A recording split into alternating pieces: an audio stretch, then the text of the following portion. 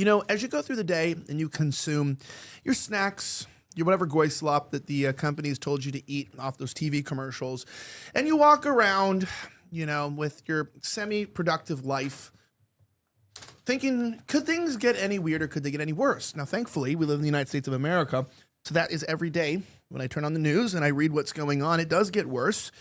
But you have a choice to make. As the world gets worse and worse, are you going to cave to the chaos? Are you going to cave to the confusion? Or are you going to do what we all do? Get mad on X, waste all of your time on social media, and add to the division. My name is Elijah Schaefer, and my job is literally to sow division in the world. Welcome back to the show. I hope you enjoy it. I want to talk about today something really crazy. One of the main things, our top stories, the Director of National Intelligence, Tulsi Gabbard, is referring everyone involved in Russia hoax to DOJ for prosecution. It turns out that perhaps they knew that Russia was never involved in our politics. And yet we pushed the hoax anyways and spent tens of millions, maybe even hundreds of millions of dollars overall in prosecution, split the country apart. I'm finding out today, just now my producers in my ear telling me, the Democrats are the bad guys. I mean, that's literally what this is. I mean, we're finding out. I mean, who doesn't know this? Plus, on top of that, Congress did something. I know. They actually are releasing the Epstein files, what we all asked for.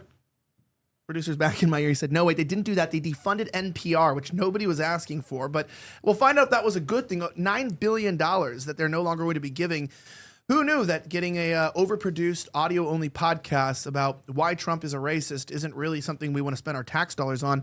I will say, after seeing Elmo finally turn far right, I'm kind of upset that he's losing his funding. I thought he should get a raise. We should cut funding for everything except for Elmo. Get that guy a swastika. Now, I'm joking on that, too.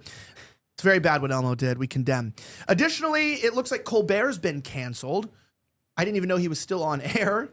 The real crime in this was that people were still watching the show. I didn't even know that as well.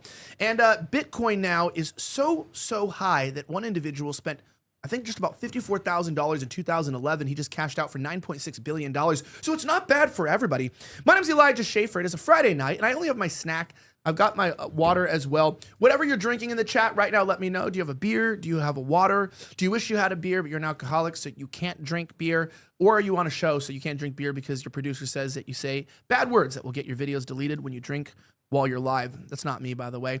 It is approximately 7:03 p.m. Eastern time in the United States. We have a great cast for you guys. I'm in one of those moods, you know what I mean? I'm just like in one of those moods where it's like, I don't care about anything, but I got to be here. I'm like Sarah Stock, but without blonde hair, you know what I mean? I'm just paid to be here.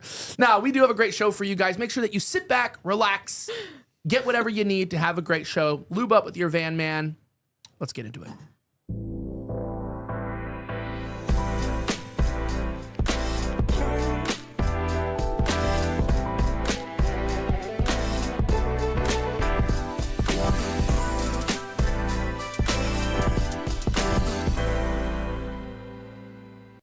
Cheers, everybody. We did it. They defunded NPR. That's what you guys were all asking about this week. All week we've been covering whether or not they would finally cut the funding to public broadcasting. I know that the Epstein files don't really matter. You know, the economy isn't that important. I'm just asking, when are we going to bomb Iran again with Israel? Because that's what I know every constituent in the United States has been calling their senators and congressmen about. We live in the United States of America, where we're a republic, which is a representative government that does everything but represent you. So people always say, well, is our government a democracy? Are we a republic today? Yes, we do represent somebody, but it's big pharma companies, big food companies, agriculturally poisonous companies, I should say pharmaceutical companies for plants, because some of these anti-pesticides that are out there actually are like just as healthy as the stuff they're giving us, right? Before the plants. Then we eat the plants, we become sick, but they have the medication to solve the problems. Joining me today is a crew of misfits on the island of misfit toys. Joining me today, the better looking Posobiec. Tell us who you are and why you're here. Hey, good to see you again, Elijah. Congrats on the new studio here. Founder of the Gulf of America, coming at you live. Based trad Catholic. Let's go. And Hell yeah. I got something for you, Elijah. Did you get something? Yeah, I come bearing gifts. I come bearing gifts. I really like gifts, at least depending on if, let me see. So what do we have here? Here, is this your dirty underwear? Yes, we weren't supposed to give this to me on from the show. That's how you get back on the show. No. This is what There's a story Tennessee behind it. asked for. I haven't seen you in a while. So, What is this? So, Oh my gosh. And it's broken. Well, so this is a relic, by the way. This is a relic. slightly offensive cup from the days when I used to work at the Blaze. It is a little bit of a rhyme. How long did you steal this for something? Because we didn't sell these. You know, these were set pieces, and I noticed that It was your only set piece. This is a set piece. So did you take this from the set? So I took it years ago. Yeah, you gave us a set to record a show when we were down there visiting y'all, and I kept it with me all the years. And broke once. I re-glued it. I was like, this guy's on to something. So I've been a fan. It's kind of like my life, you know, white, bit empty, and broken, but yet somehow still holding together. So we appreciate that. What a thing! And so. If you don't mind, I'll keep that. But I come prepared with the underwear. Make sure Henny get this at the end of the show. An actual. Sorry, I don't know what that's called. What is this? This is a new cup. Yeah, it's a tumbler. It's a tumbler. That's it. It says WBS. You got a White Boy Summer. I don't know if you can really see that, but that's got Donald Trump on it. Is this your official? Do you sell this somewhere? No. Oh, well, you should. I thought this was like a lineup to an ad read or something like that. No, thank you so much. This is actually a nice upgrade. Of course. Speaking of that, Red Pill Threads. You've been canceled. No, I'm just kidding. Here we go. We'll throw that over here. Put it in his cup. We have so many here. You can put your cup in that one. Oh, I get a new cup too? Yeah, wow. Here. You can put this one here. All right. Hey, you know, I'm happy to have you here. This is Jack Posobiec's brother, or as they call him, Jack Posobiec is his brother. So we like to keep That's that. Right. More handsome Poso. The more handsome Poso. Dude, we're happy to have you here. Good to have the Posos in the building. Speaking of the devil, someone who's handsome himself. He's the son of Hercules, contributor for rifttv.com. Tell us who you are while you're here.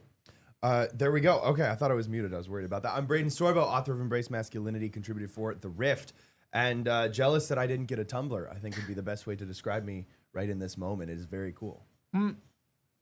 Yeah, I think his mic's low or something. It might be. Yeah, he's like coming in pretty low. And I'm only coming in through one ear. I don't know what's going on with the sound. Everyone can too. hear me? Yeah, I think it's just our audio. It's fine. Okay, of course, also somebody who is paid to be here. But welcome back, contributor for rifttv.com. Tell us who you are, why you're here. Yeah, my name's Sarah Stock. I'm here because I'm paid to be here. That's what I say every episode now, I guess. And then Elijah gets mad at me after the show. But just because, you know what I mean? Okay, Rightfully so. But no, I'm very happy to be here. I'm excited to get into these topics today. My socials is just Sarah C. Stock on both X and on Instagram. And yeah, I think we have some good guests on today, so it's going to be fun. I wonder who they could be. You just met them. Anyway, speaking of that, back in the back of the room, we have on the deck our two friends, of course, contributor here at rifttv.com and also producer for a new show we will be launching soon. Tell us who you are, why you're here. Hi, I'm Anna Perez, and wow, this is a really horrible angle. I really despise Elijah right now for putting me back here. Just kidding, Elijah. I don't mind it. She volunteered, by the way. But well, I volunteered because I thought, okay, look, we had so many women on yesterday. We could put one in the back, and so I volunteered myself. But anyway, I'm here because I'm a Rift TV contributor, and we have some good topics to delve into. So I'm excited about that. And you could find me on Twitter at wrongthinkanna_ and on Instagram, same handle. I don't know where to look. You're looking at that camera right there. Okay, that's really... You got some fires in the chat for Anna already. Anna, welcome back. Anyway. We appreciate you. And, of course, the founder of Snowflake News on the control board today. I know you got to kind of like pass the mic over. You don't have to speak much today, but tell us who you are, why you're here. We love you, man. He's put a lot into today. There's been a lot of tech problems, and he's been saving the day. What's up, Henny? Hey, happy to be here, guys. Shoved in the corner, but yes, I'm here and looking forward to the show. All right, so we got to talk about this. So we got some insane stuff going on, and I was a bit sarcastic in the beginning. People know I'm a very serious person. I'm never sarcastic, never have dark humor. Except when I'm laughing at inner cities, then it is dark and it is funny, it is humorous. Let's talk about the story. So it's kind of crazy what's been going on. It feels as if, I'm going to age myself here, that I'm waiting for like Ashton Kutcher to like pop out every day of my screen and be like, just kidding, you got punked, right? He did get away with murder, I think, by the way. That's a side note. He did see the crime. I think he might have committed it, but we'll move on. But now he's an activist for ending world poverty, so let's not talk about that. Those in the chat that get it. We have our top story, which is kind of crazy. For years we talked about the idea that, right now, we're talking about a hoax, the Epstein hoax, right? It existed and then it didn't exist. And now it's all over the place and then it's nowhere. And then, by the way, we're going to release some of it and now we're going to release none of it. But you're stupid if you want to hear more about it. I do like Trump's approach to the Epstein files, though. I got to use it on my wife. You know, I thought I've gaslit her with every other opportunity there is. But now just saying, like, if she, like, accuses me or says something and it's like the evidence is there, I'm going to be like, what are you, stupid for wanting to know? It's like, yeah, I do want to know what you did with the boys last night. Why did you guys come over with just your underwear on, rub down in Van Man from the set? I'm like, what are you, an idiot? You stupid? You want to know that? This isn't happening right now. We found out about another hoax that's going on. This one was released across platforms, including on the Gateway Pundit, summarized here by Red Wave Press. It turns out that DNI and Tulsi Gabbard, the director, is referring to everyone involved in the Russia hoax to the DOJ for prosecution after it was revealed that Obama administration, quote, manufactured the hoax.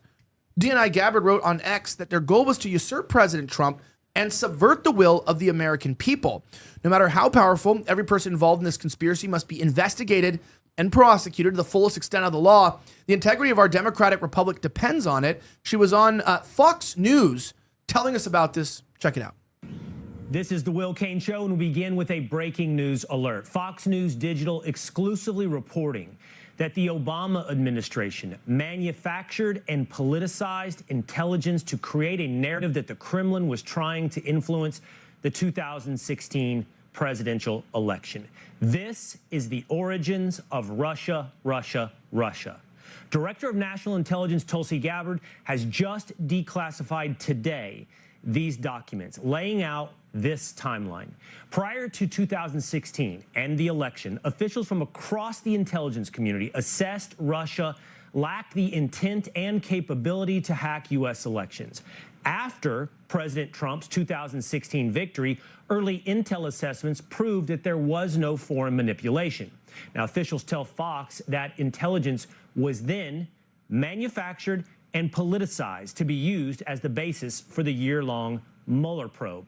The documents state, quote, hours before the December 8th, 2016 PDB was due to be published, a senior intelligence official abruptly pulled it from the president's briefing book. It was never published. The next day, on December 9th, 2016, the Obama White House convened in a classified NSC meeting with top administration officials to discuss Russia.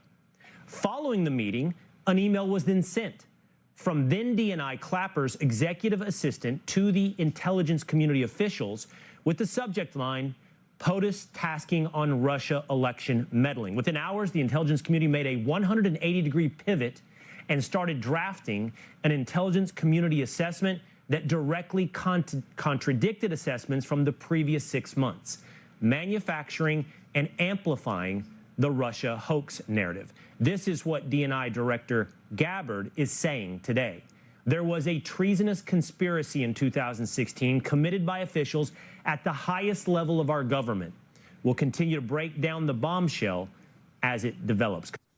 Okay, so number one, a little bit of my autism there. Since when did Fox News start using a podcast studio? Did you go back to that real fast? When did they start bringing on condenser mics? Like, that's actually pretty crazy. I have no idea what's going on there. That is crazy, right? It's like They're trying to be like us. That's literally what I'm making our studio look like. So that's not even funny. But okay, but jokes aside, you can take that off. I want to go to Poso here. It's like, what I always find happens with the government is they always go, we got a big bombshell going on here. This is insane. Guess what? Something that happened 10 years ago that's irrelevant now and has nothing to do with anything, we've just uncovered all the secrets, and we're conveniently releasing it to distract from another controversy that's relevant now that we're not releasing. So you think we're doing something, and we're going to use big words like you're all going to be prosecuted. There's so many of you guys are going to pay for this. You're all going to pay, Democrats, and usually nothing ever happens at all. Somebody irrelevant goes to jail that's connected. Somebody's like, executive assistant that hid an email goes to jail. But nothing actually occurs. And I just don't care about this stuff, really, because we know the Russiagate hoax was a hoax. That's why we call it the Russiagate hoax. And it's like, Obama's involved in fake things. Yeah, he has a fake wife. You know what I mean? I'm just saying. Michael, yeah. His wife's name is, she doesn't even have a real name. So I don't know if you feel like this is really anything much of anything. But in retrospect, we're asking for the Epstein files, damn it. We don't want Russiagate answers. I feel like they're just gaslighting us again. It was already a hoax to begin with. And listen, I mean, we already caught him spying on the Trump campaign. So it's actually kind of good to see, because wasn't he just on yesterday talking about how it's good for guys to have like gay friends? So I think it's Obama. actually You gotta have right? every Like, guy's got to have a gay man in their Yeah. life It's to kinda grow up good that- right. That's what he said. As a role model, role yeah. model. As a not, role not model, even to be yes. friends with. That's who you need to look up to, is men Yeah, his who, professor. who have sex with other men. That should be your role model as a man. That's what Obama thinks. Getting pegged. Yeah, well, it's. By the way, I want to play that for a second. We have the clip here. Obama was just on yesterday. Maybe he deserves a little bit of scrutiny. You know what I mean? It's like, by the way, the guy who's telling your kids to get sexually violated and assaulted is up to some sketchy stuff. Listen to this. And that's one of the things that I think a lot of times boys need is not just exposure to one guy. One dad. One dad. No matter how good the dad is. He can't be Like, everything. he can't be everything. And then that boy may need Lots of somebody to exposure by lots of daddies. give the boys some perspective on the dad. Yeah, right? yeah. One of the most valuable things I learned as a guy was But do you like how he stuttered as a guy? He's like, oh, as a gay guy. As a gay. Kind of unsure about that gay one. professor Hell yeah, in based. college at a time when openly Yes. gay folks still weren't outlawed, who became one of my favorite professors and was a great guy and would call me out when I started saying stuff that was ignorant. You need that to show empathy and kindness. And by the way, you need that person in your friend group so that if you then have a boy who's gay or non-binary or what have you, they have somebody that they can go, okay, I'm not alone in this. Yeah. Right. So Okay. Yeah, he had the stutter. He had the stutter. You couldn't tell if he was like being pitcher or catcher before he responded. You know, I had a gay guy in my life, and we answered some questions. He used to help me out, if you know what I mean. I mean, of course, I'm talking about like with my homework and stuff. And you're like, hey, dude, listen, man, it's okay. Also, weren't you have a curious. coke addiction when you were in college? Like, it's like, dude, listen, man, you're not fooling anyone. You literally ordered predator drone strikes to wipe out entire families at weddings. It's like, you know, when he gives me, it's a time to empathy, and you go, dude, listen. This is why I always hate everyone in the government. You are a piece of shit, okay? You literally ordered the murder of many children, many innocent people. You helped bail out the banks, by the way, ensured that the U.S. economy was in the hands of Jewish Zionist bankers. You worked to ensure that our money would have constant fractional reserve lending devaluation. You sat around here and preached peace and tolerance while you yourself went home and slept with a man who has a bigger back than me and who I'm jealous of, by the way, with Michelle, has a back that any man would want. So I just don't buy this stuff. I think it's funny that they're pointing this out. Is this new news to anyone? Because I feel like it's not. No one's shocked. I mean, the last thing people need in their lives is a fruitcake. Like, could we be honest? We need less of it, not more. But yeah, Obama likes cracking cracks. Like, he's both of them. He's just got them running back to back. He likes huffing crack. Well, that's like a weird thing that liberals say. They're like, you need diversity in your life. You need to be exposed to all these different types of people. And I remember, like, I grew up homeschooled, and I remember for some reason that's a thing people say to homeschoolers is they're like, well, don't your kids need to be exposed to diversity and, like, gay people? And it's like, no. Why would I need my kids to hang out with gay people or kids with two dads? It's like a weird thing. It's like, oh, you have to experience gay people in order to be fully formed as, like, a mature human being. It's like, We've all really? experienced them more than we like. You know what I mean? Yeah. They're It's everywhere. like all I have to do is flip on a TV show and I'm experiencing gay people. Like I don't need to And I don't like go it. to public school. And I think that people have like gay fatigue right now. There's a lot of people who are turning away from obviously like the whole PC push that's been going on for the past like decade. And I think maybe he's part of a greater effort to bring that back, to force the whole gay thing on everyone. And like Sarah said, the whole diversity thing overall, because they're just losing people. People are so sick and tired of it. Obviously, as it pertains to race, we're so sick and tired of seeing people jump over the border and destroy this country. And then on top of that, the whole gay issue with like, Gay Pride Month is every year, but it's almost every day if you live in a major city. And so, yeah, people are tired of it. And I think they're trying to recruit Obama and his ilk to basically try and bring that back. But no one's really falling for it. Even liberals, they don't want their kids to be exposed to that anymore because it's turning their kids into trannies. Well, yeah, and by the way, you got to be careful with that word though on YouTube. When I meant transmission, like car transmission, you. it's the abbreviation. For I don't that. really care. I don't really care, but I just know that they really don't want those people to be offended because they say that they're oftentimes they're their biggest enemy, that they have a really high rate of self-inflicted fatality, so it's like you can't offend them because then they're going to end their own lives. So that's kind of like maybe that shows you that's not a lifestyle that you want to promote. Lifestyles that make people weaker or more susceptible towards self-harm, these are not healthy for a society. And it's not about being transphobic or speaking against the LGBTQ community. It's trying to promote a strong and a healthy country, and you don't have a strong and healthy country by doing these things, by being around gay men. Like it doesn't even make sense. However, I just want to point this out real fast. We have to bring this up. I'm trying to get through the research he put up. Henny, try to figure out why maybe they're bringing this up now, and he found a clip actually of Donald Trump explaining that the Epstein files is actually an Obama hoax. You got to track with the connection here. So Obama's creating these hoax just like Russiagate. Essentially, they're connecting, saying Epstein files are just like the Russiagate hoax. Listen to this. No, she's given us just a very quick briefing, and in terms of the credibility of the different things that they've seen, and I would say that these files were made up by Comey. They were made up by Obama. They were made up by the Biden information. We went through years Biden of information that with the Russia hoax, with all of the different things that we had to go through. We've gone through years of it, but she's handled it very well, and it's going to be up to her. Whatever she thinks is credible. So, Brad, I know you're going to jump in there, but like with what you're going to say, can we at least, because on this show, a lot of people will just react and be like, well, what do you think about the Obama stuff? I want to know the answers. Why are they bringing this up?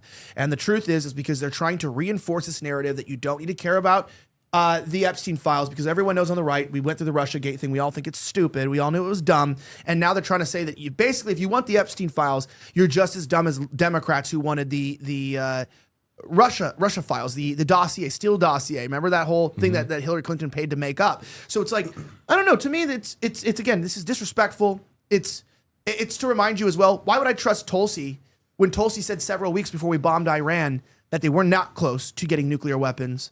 And then Trump said she was wrong, and he doesn't care what she says. This administration can't keep its narrative straight. I'm not a fan. No, they're just trying to memory hole everything. They're trying to just bury it on top of more garbage that no one cares about. I mean, we were talking about it on Wednesday on the show, how tiring it is to just go over the Epstein file thing over and over again. But at the same time, we know that when we stop talking about it, they get exactly what they want and they can move on to the next thing. And so this is just another attempt at that. And while this is okay, great, we know it's a hoax, and now it's out in the open, and at least people who were retarded enough to not know have a little bit of proof. But if you couldn't tell by now that it wasn't real, is there really hope for you to begin with? Like, if you went through the past 8 years not questioning anything, and you just just accepted blindly what the government was telling you, I really don't think you should be allowed to vote. So I don't really care if this is what really wakes you up. Like, you're at the point where you're either on the right side or not. Are you on the side of history where the West will be saved, or are you on the side of its collapse? And if you're on the side of its collapse, then I don't care what you have to say. It's that simple. Well, here's the thing. Trump is now trying to bring up Obama and the Clintons and these people. And it's like, Trump, you said in 2015 that you were going to jail Hillary Clinton. Why is she still free? That never happened. That was your time. Your first term was your time to go after the Clintons and all these evil Democrats, these establishment Democrats. Why didn't that happen? You didn't keep the promise then. Now we want you to go after the people involved in the Epstein files, and you're shifting blame to these people you never ended up being able to throw in jail. It's like, it's not going to happen now because you weren't even able to do it back then. So why are you trying to deflect and make us pay attention to the Clintons or the Obamas or whatever? It's like, I don't care about that. We just want to lock up the pedophiles. Why not scapegoat the Democrats again, though? If they could get away with blaming it on Obama in that hoax, why not just do it to them too? I mean, to what you're saying, Braden, it's like, unfortunately, we don't have like an IQ test to be able to vote in this country. Oh No. my gosh. A lot of No. people will be swayed by it. Listen to this, though. Obviously, before we go any further, I want to remind you guys something very simple. A quick break from the main topic. Obviously, you guys have been watching XRP, Bitcoin. They're making waves. And these crypto coins, obviously, are skyrocketing. Some of them are not doing well. But I've got something I think you'll find pretty compelling, especially if you're tracking how digital assets are reshaping the business strategies that we all know and love. Now, you've likely heard about companies like MicroStrategy or Tesla adding Bitcoin to their balance sheets. This is part of a Bitcoin treasury strategy where businesses hold crypto as a long-term store of value or hedge against inflation instead of just cash. It's a significant shift in how companies manage their reserves. Now, here's where it gets interesting. Hyperbit Technologies, trading under HYPE in Canada and HYPAF in the USA, is carving out a unique path rather than simply buying Bitcoin. They're mining digital assets like Dogecoin, Litecoin, and others using high-efficiency, renewable-powered operations. Now, by generating crypto as their core business, they've built a self-sustaining treasury model. They're not just speculating, they're deploying next-gen mining rigs and leveraging low-cost hydroelectric energy to stay profitable and sustainable. This positions them to hold, reinvest, or even use the crypto to fuel expansion. Now, for investors, Hyperbit offers a way to gain exposure to the crypto market without the hassle of managing wallets, keys, or mining operations. They mine, buy, and secure digital assets, making them a diversified play in the space. You can find out how you can trade one easy stock together and get yourself an investment in a company that can help you to diversify your portfolio. Now, I would remind you guys, there's a disclaimer in the bio, as trading is, of course, a very risky business and you're never guaranteed success. And this is not financial advice. So always trade cautiously. And I would say even pray before you spend your money, because your money belongs to God. And so do with it what he asks you to do. Be careful, because I've lost a lot of money trading and I've gained a lot of money too. So it could go either way in life, but they wanted to raise awareness of this new trade that they have to actually mine the crypto. That being said, going on from the story, it is crazy as we talked about that. One of the things that we want to throw back here is, we have some throwbacks. Then we'll just move on here to the next topic. Is this? So a lot of you guys know Trump also had, I guess, somewhat of a win. We'll try to find out about this as they switch over. DC Drano reported this: NPR has finally been defunded. I don't know if we're excited about this. I don't know really what we feel here. Yay. Yeah, Propaganda. Yeah. no more tax dollars for nonpartisan media that bashes half the country every single day. Why the hell should Republican tax dollars pay for media that attacks us? Donald Trump on Truth Social said this: the House approves $9 billion cuts package, including atrocious NPR and public broadcasting, where billions of dollars a year were wasted. Republicans have tried doing this for 40 years and failed, but no more. This is so big. People were saying that there was so much of the stock that was circumcised. There was a rabbi nearby trying to put his lips on the cut package. Yeah, makes I know. sense. That makes sense. Yeah. Okay, so they circumcised the companies. We do need to talk about this, because I don't like being black-pilled. I don't like just saying all things are bad. When you find out that it's not even completely defunding something, but there's $9 billion of your taxpayer money going to fund PBS and NPR, that's actually crazy. Because it's there's why aren't there grants and funding for people like us? Why if you want to start a new media company to get the truth, why is there not $9 billion available for Americans when independent media companies to get their truth out? Why don't you just make that available to the American public? It's we're going to save the money. Yeah, but at the same time, what if the way that you did public broadcasting is you opened up grants to the public to broadcast? Isn't that crazy? What if the public was allowed to broadcast? I think that's a kind of a smart thing. But instead, like I say, I'm not brown enough, I'm not poor enough, and I'm not a woman to really qualify for any government money, unfortunately. Make Sarah apply. Yeah, well, I'll do it. She's not brown enough. Anna? I'm just kidding. No, but no. I'm just brown enough. Yeah, you want to get a grant? I would make you apply. You want to get some money? No, but it is interesting to me that they did make the cut, and I want to bring up one thing before we comment. This is the most hilarious thing. I looked up an article to actually back this up, and I found this article here. Congress rolls back $9 billion in public media funding and foreign aid, published by who?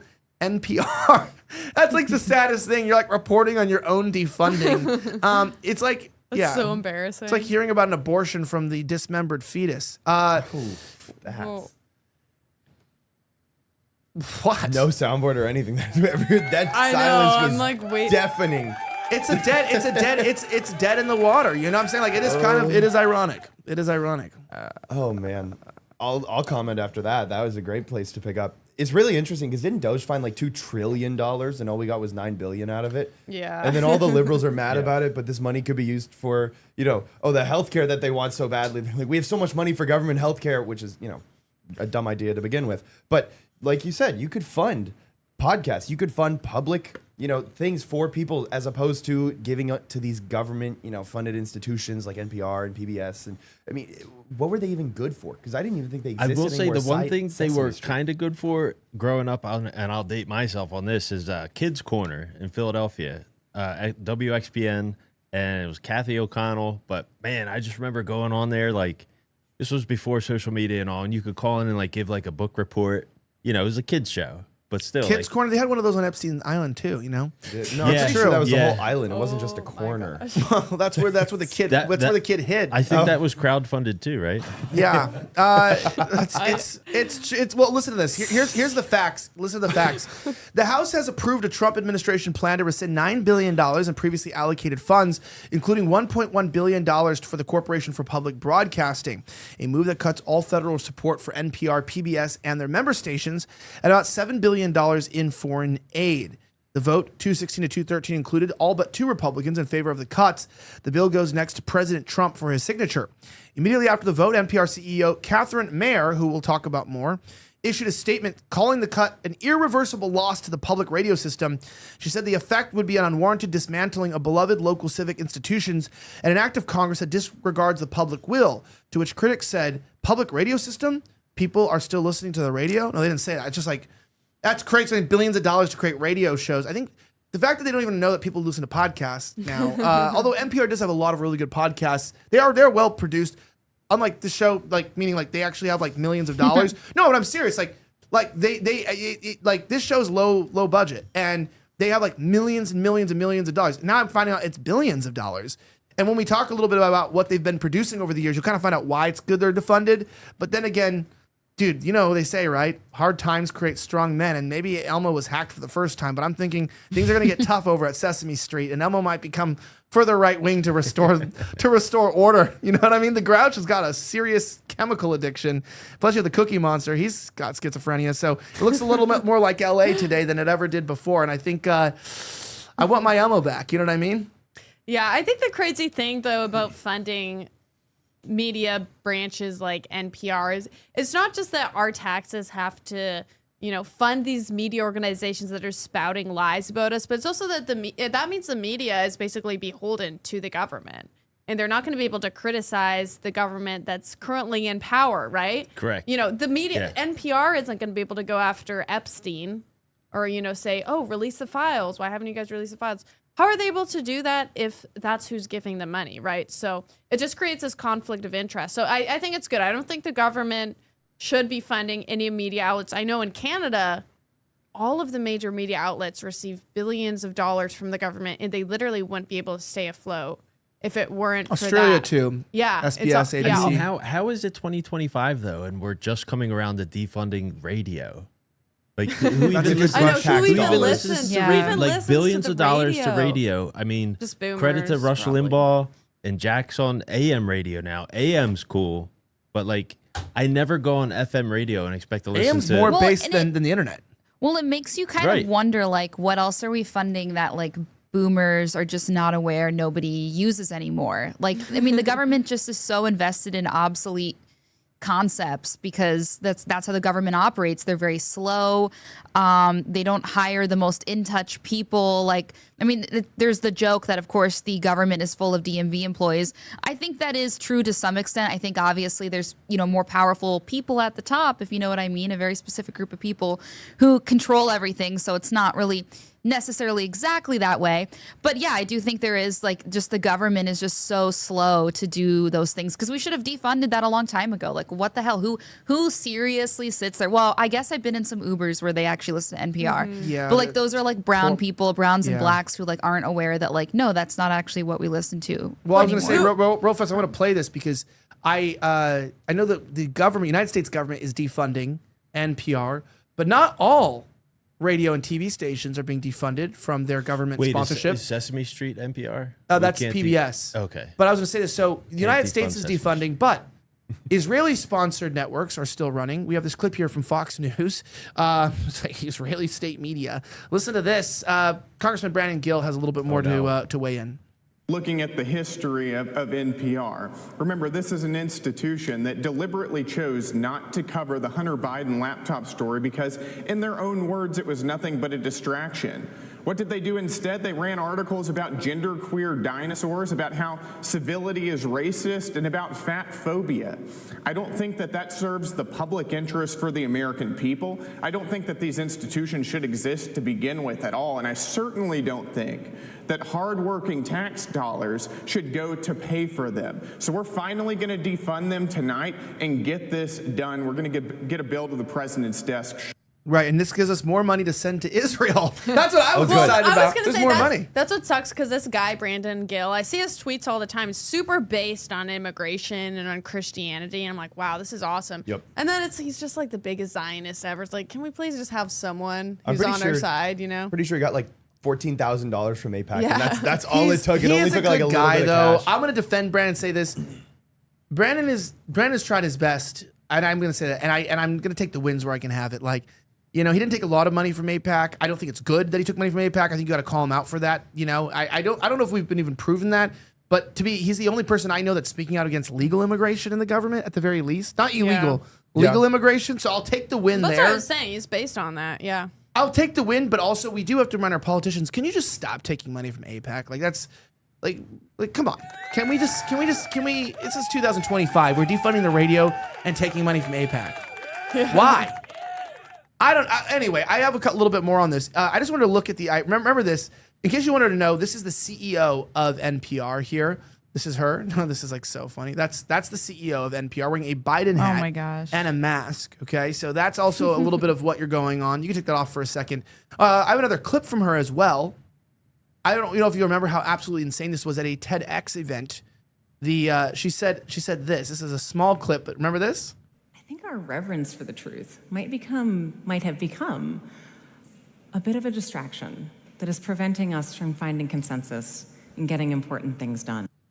Our reverence for the truth might be getting in the way of us getting things done. And so that is exactly why I'll bring these up before we discuss. That is why, if you read their headlines, I just want to read a few headlines here. Some of their headlines, remember this? A few. It's some white people may choose thumbs up because it feels neutral, but some academics argue opting out of the white thumbs up emoji signals a lack of awareness about white privilege, akin to society associating whiteness and being racist. They wrote an article about which color emojis you should use. This is why I use the black ones. Yeah, I do too. Yeah. They also had an Elmo character also appeared on CNN 2020 to explain racism. Elmo also told kids to get the clot shot. That was true. I remember that one. Is it being a good citizen? Oh, hey, Elmo. Okay, anyway. PBS Washington Week Memory Holes 2023 praise of Biden's mental acuity. You've also seen... Where is this? I want to read the other one. Oh, yeah. What queer ducks can teach teenagers about sexuality in the animal kingdom? This is not a joke. These are real titles here. I also had a fat phobia and its racist past and present. And they also put a black girl on screen. That's not what it was. They said, can you be too woke? They had a segment on not being woke enough. So, you know, in retrospect, if we take that off, my favorite one, I'm going to see if I can open up both of these here, is their tweets. If you ever go to their Twitter, they have some really epic tweets that were out there. Like, how about this one? A new poll, 40% of respondents believe in a baseless conspiracy theory that the C-19 was created in a lab in China. There is zero evidence for this. Scientists say that it was transmitted to humans from another species. On top of that, they also said this: breaking, Donald Trump, who tried to overthrow the results of the 2020 presidential election and inspired a deadly riot at the Capitol in a desperate attempt to keep himself in power, has filed to run for president again in 2024. I think that's the tweet that put the nail in the coffin. It was like, okay, buddy, I don't know if... They really didn't think he was going to win, and then now he defunded them. Do you know they pay a lot? Like, I have a friend who works there, and like their hosts get like, you know, $250,000, $300,000 or more dollars for just like hosting a small podcast. Like they get like paid. Some people get paid like $400,000 or $500,000 for really arbitrary radio spots. So, and they call us grifters. Yeah. Well, the best grift is the government. They really are. That's crazy. So white man's welfare is working at NPR. It's true. I don't know. I don't know what you guys think about this. You guys are too young to really even like know about. I was going to say NPR. I have Spotify and Audible, so I'm listening to audiobooks and music. I don't think I've ever gotten in my truck and turned on the radio. That's just not something that people in my generation do. I mean, Sarah? Well, I will say, when I was a little kid, my dream job was to be like a radio broadcaster, like picking the songs that they play. A DJ? Yes. Is that what it's called? Disc jockey, yeah. I've always been told I have a face for radio. Yeah, I've been told that, yeah. Well, do you guys remember that Disney movie? It was like Worse. Radio Rebel. No. No one remembers that. Do you know, I Anna? remember that one. No, wait, was that like a Disney Channel movie? Yeah, Yeah. it was a Disney movie. long It time had ago. the red. Wait, I'm looking it up right now. Probably like in college when it dropped. You know what I mean? I don't know what it is, but I just assumed it was a. It Disney had Channel. the girl that plays a lot older. Jessie. It has the girl that plays Jessie, and she's the main character. I don't remember her. She's like a radio DJ, and I was like, "That's my dream job," just like sitting at a computer and picking the songs they play on the Now we radio have- for some reason. Yeah, and then but now I'm here. In 2012, I was in college, so I Now we wasn't have watching Yeah, Disney now Channel we have movies. AI. It's like, do AI picks the songs. you remember those? Remember when they used to have on the Pampers those prints of like Winnie the Pooh? It's like, no, I don't remember that, but I do appreciate the aging all of us. In 2012, what were you doing? 2012? I was in, where was I? I was north of Philadelphia at that time, just working in a wood shop, It's a good answer. listening to the radio. Good answer. Yeah, that's a good answer. Nah, I think I was listened a to freshman YouTube. in high school. Were you? Yeah, yes, freshman or sophomore. I was 11. Well, real fast. I was 10. The last thing I want to point on this is Senator Chuck Schumer. This is like not the most interesting story, but I thought this is worth talking about. It's a Friday. It's a slow news day. And I just thought it was funny because Chuck Schumer doesn't even know what NPR does. He claims that now that it's defunded, that the middle America is no longer going to get weather reports or something. He doesn't even know. He doesn't even know what's going on. Listen to this. When parents see Republicans just axed educational programming, when people see Republicans just act Sesame Street to pay for tax cuts to billionaires, when rural Americans see Republicans not just betrayed them and defunded public radio, sometimes the only source in rural areas so vital to natural disasters, and it's the only news source there, Get out of here. the consequences will be severe. Yeah, look what he thinks about middle America. That all they have is like a little AM radio to get the weather reports. Like, dude, everyone's got everyone's got a phone. Yeah, it's either that or they have these like gigantic like antenna towers in their backyard, like total, like geoengineering types, like all about the weather, cloud seeding. We have and all Starlink, this. sir. Yeah. Do you realize Starlink. you in like Lagos, Nigeria, you can get like high speed internet. Okay, we My a little dad bit past this. Our father actually, he was really big on CB radio, and you could tune in. It's different from AM. You can tune into like the local police and fire. Even now, you could get it on iPhone. But your dad was on radio too? no. He would just listen to the police. He so and the old his dad invented the firefighters. radio. My dad, like, wow. My dad was a guy in the neighborhood. He had an old green minivan with like a 6-foot antenna like on the top of the roof. And like a CB radio in the car, so you could track traffic on it because the truckers use it. You know what I mean? Like the truckers use it to talk about that's how they traffic. talk to each other. And then you could check the local firemen, local police. You get all your updates that way. That's true. Hey guys, I'm getting breaking news. Apparently PBS is going to be saved. Cookie Monster and Elmo are teaming up. They're going to try to bake millions of cookies to sell. Yes. How But many? they only How have- many cookies? Like they're going to try to make 200? 6 million cookies in I 5 thought it was years. like 271,000. Wow. That's what the estimate is because they only have 15, Baked and based. Let's go. Elijah's like, Wow, I never heard we these. can't make it through one show. No, it's like, wow. Hey, it's I never heard this it's joke a Hermes before. reference. I never heard this joke. Wait, are you gonna tell me next that gas doesn't stay in wooden doors? Because I'm hearing this for the first time. I feel like Trump when he's like found out RBG died. It's like, wow. Hearing this for the first time. We gotta get new material. We gotta get new material, folks. I love it's like when people like just find out about the Holocaust. It's like, have you heard this joke? And you're like, dude, please. If Hermes some can make white guy asked me on the street last night in Fort Lauderdale the same question. If Hermes can make 16,000 reels about it, we can make one joke. Okay, I think that's actually I'm less permitted than he's made. one joke. Those are I the think rules. I'm allowed one. Cheers. Next thing we're going to talk about the Balfour Declaration. Tell me about the Greater Israel Project. Do you guys know about the USS Liberty? Yeah. Wow. Breaking stuff, ladies and gentlemen. Here we go. We also, someone was saying their age in the chat. Someone's like, I'm 8. I know it's not true, but if you're 8, please don't watch the show. And he's 8 and Please. he used his lunch money to super chat. Yeah, please don't. We have a few super chats I want to get into here before we jump into the next topic. Particularly, here we go. Scribbly do 915 or something says, "Yo, I popped hot on my CDL job. Now I'm unemployed. FML. To answer your question, I'm drinking ultras. Wife and child are leaving back to El Paso because of my fuck Midland lol. What is that? What's a Midland, CDL Texas. job? Oh, commercial driver's license. He was a truck driver. Dude, I'm sorry, man. I don't think you should have been sending us $5 then. You should save that, honestly.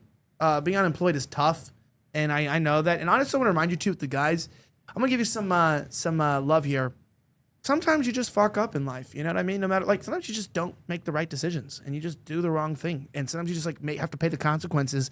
And, unlike other genders, you have to take accountability for your actions and, like, pay the price. And you'll get your kids back and your wife back, man. Just work hard and just show them that whatever you do next, you'll figure it out. Like, it feels rough in the moment, but I just want to remind you guys, if you're ever in those situations where you make like a bad mistake, people hate you, it's okay, because no one's actually thinking about you. They only think about themselves.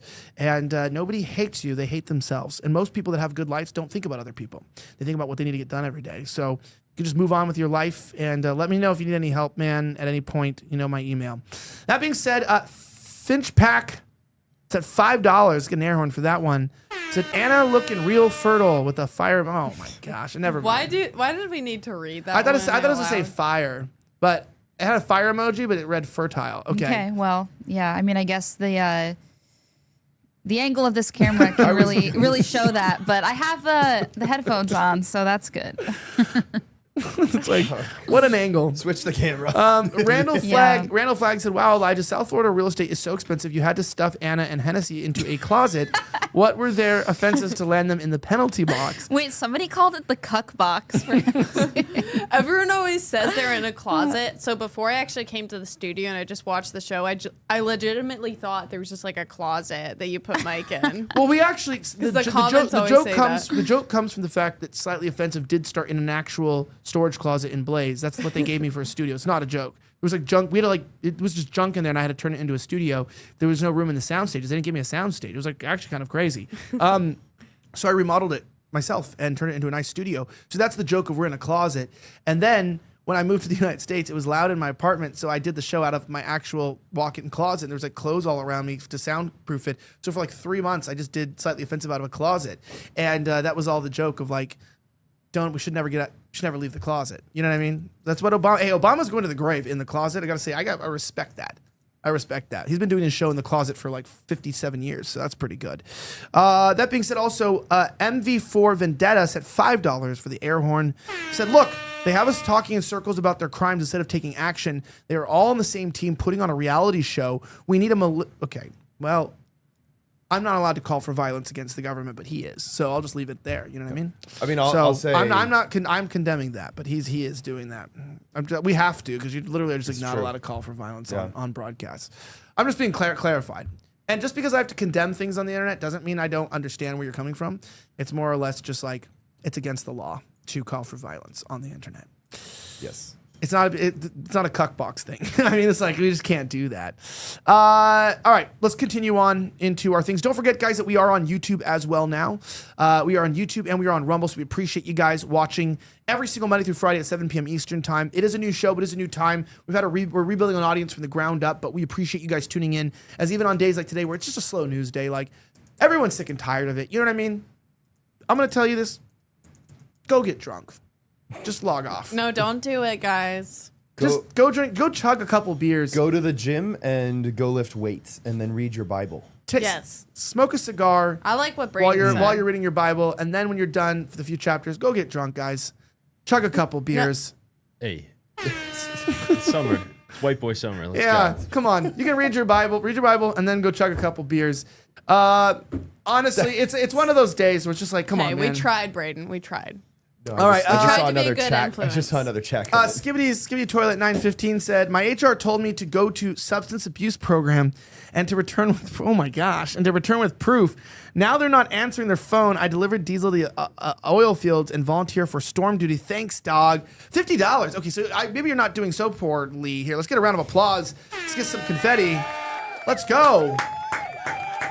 Very happy. Honestly, thank you so much for that, man. All the super chats are awesome, but like, to give away a super chat like that when you're like just got fired, that's the way to approach life, man. I like that energy. I like it. Finch Packs at $5 said, I sent the fertile super chat before I knew Anna's age. Still would. Okay. All right.